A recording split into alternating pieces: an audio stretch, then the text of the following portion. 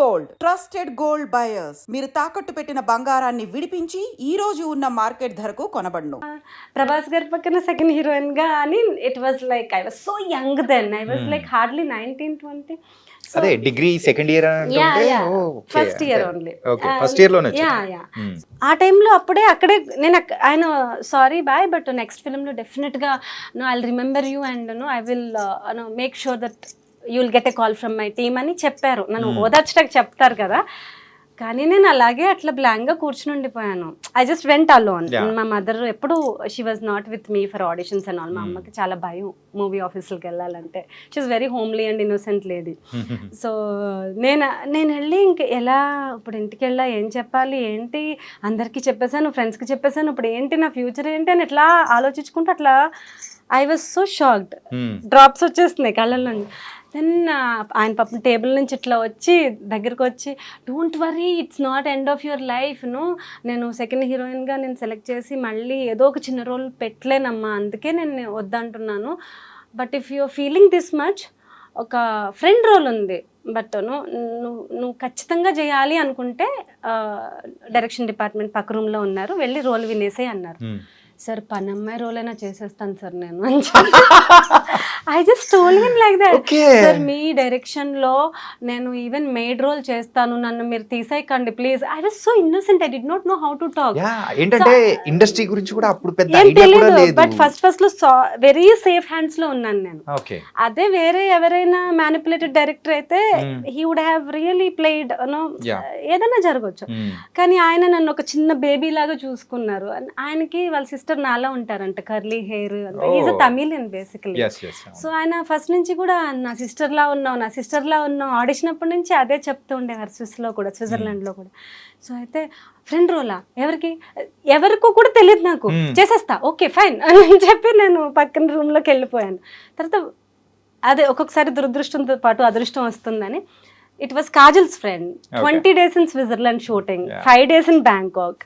And ఆ రోజుల్లోనే I was paid so nice. I was a student కి few lakhs in your hand ఎలా ఉంటుంది 15 years ago.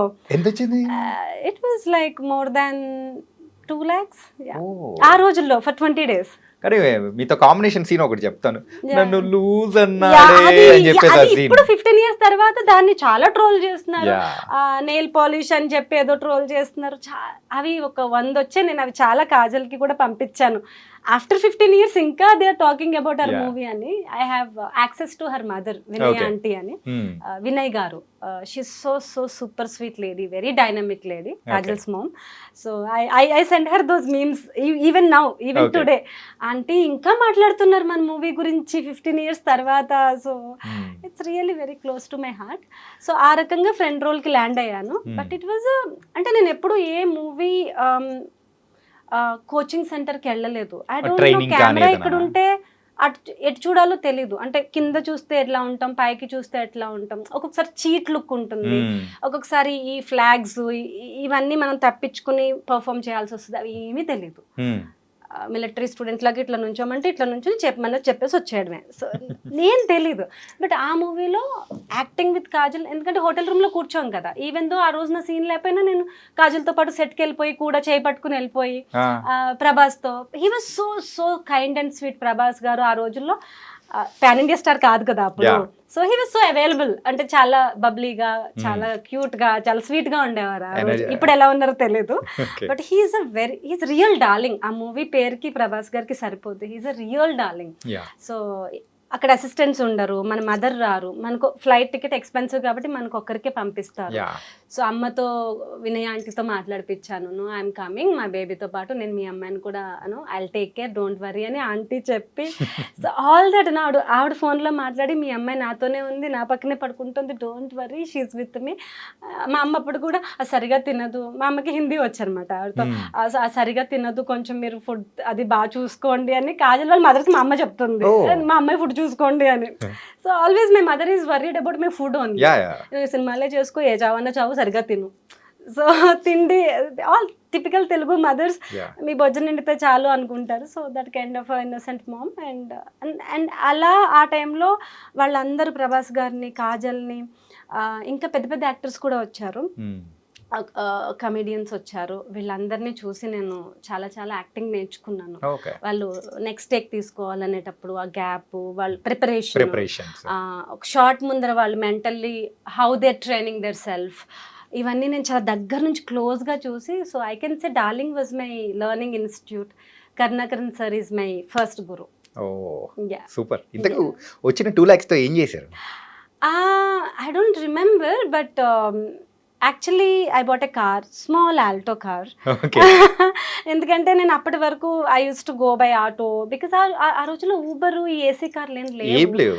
మీరు ఆర్కుట్ అని చెప్తుంటేనే మేమంతా ఎఫ్బి యుగం, Yeah, ఫేస్బుక్ యుగము. yeah, మీరు మా తర్వాత. Yeah. సో ఆర్కుట్ ఎన్నో రోజులు లేదు, అది తొందరలోనే ఎఫ్బిగా పరిణామం చెందింది. Yeah. ఇమీడియట్ గా సో మారిపోయింది. Transformed.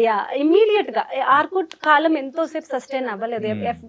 FB immediately impacted actually. Okay. So yeah, I took a small car for 1.8 lakhs, second hand Alto car. 2009-10 లో Yeah. Alto car rate Only 1.8. Second hand. Second hand. But that is the high end car. Okay, Yeah.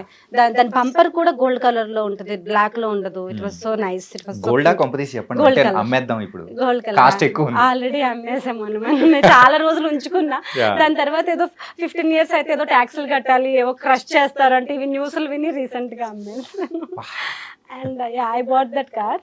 I wanted to go to offices in a car, decent గా వెళ్ళాలి, నేర్చుకోవాలి car driving, ఎవరి మీద depend అవ్వకూడదు. Yeah. అప్పట్లో auto డ్రైవర్లు kidnap చేస్తారు, ఇవన్నీ ఉండేవి. ఆ?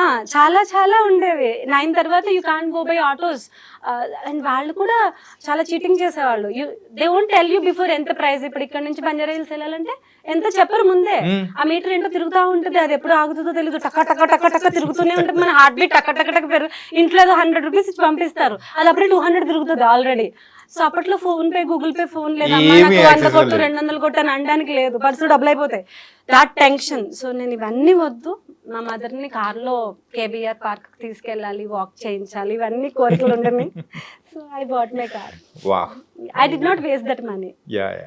అంటే మీరు ఫస్ట్ ల్యాండింగ్ అనేది కూడా చాలా బాగా జరిగింది కదా మీది, అంటే ఇండస్ట్రీలోకి మెయిన్ గా డార్లింగ్ అనే మూవీతో చాలా స్మూత్, చాలా తక్కువ మందికి. చాలా మంచి production. Yeah. SVCC. Yeah, Prasad గారు అబ్బాయి. ప్రసాద్ గారు, అప్పుడే ఆయన- బాపినీడి గారు. బాపినీడి ఆయన ఫస్ట్ ఎగ్జిక్యూటివ్ ప్రొడ్యూసర్ గా లాంచ్ అయిన మూవీ అది. ఓకే. ఓకే.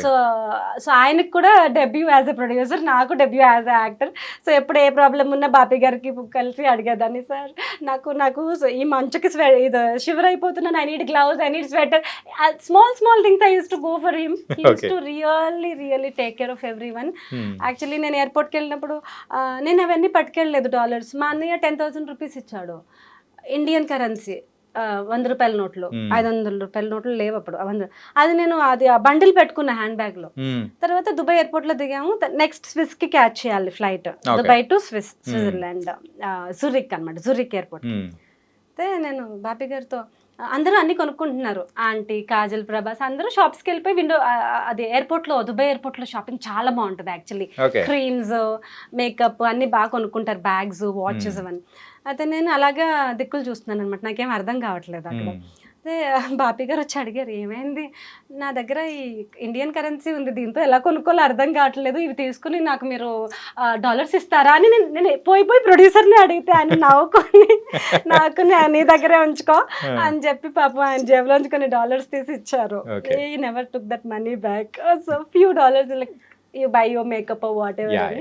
సో ఇదే అంటే అంత క్యూట్గా అనిపించింది వాళ్ళకి. సో అలా చిన్నపిల్లలా ట్రీట్ చేసి దే రియల్ దోస్ మెమరీస్ను.